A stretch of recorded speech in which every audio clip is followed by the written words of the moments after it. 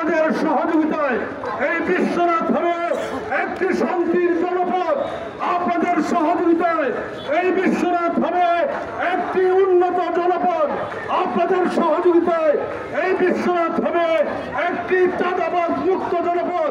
আপনাদের সহযোগিতায় এই বিশ্বনাথ হবে দুর্নীতিমুক্ত একটি জনপদ। আমরা কিন্তু আমাদের বাস্তবতা দাবি বাস্তবায়নে প্রস্তুত আছি। সংগ্রামী বন্ধুগণ, আমরা ফ্যাসিবাদ মুক্তির জন্য 15 বছর আন্দোলন সংগ্রাম করেছি। আমরা বাস্তবতা দাবির মাধ্যমে জনগণের আকাঙ্ক্ষা পূরণের নির্বাচনের জন্য আমরা আন্দোলন সংগ্রাম করতে আজকে এই মিছিল সমাবেশের মাধ্যমে অঙ্গীকার করছি।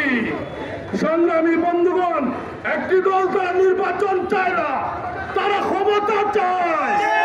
বাংলাদেশের মানুষ কাউকে ক্ষমতায় বসানোর জন্য জীবন দেয়নি, রক্ত দেয়নি।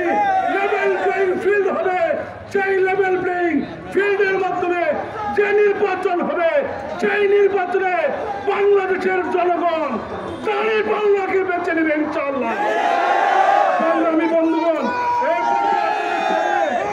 গুরুত্বপূর্ণ বক্তব্য নিয়ে আসার জন্য সবিনয় অনুরোধ জানাচ্ছি জননেতা অধ্যাপক আব্দুল হান্নান।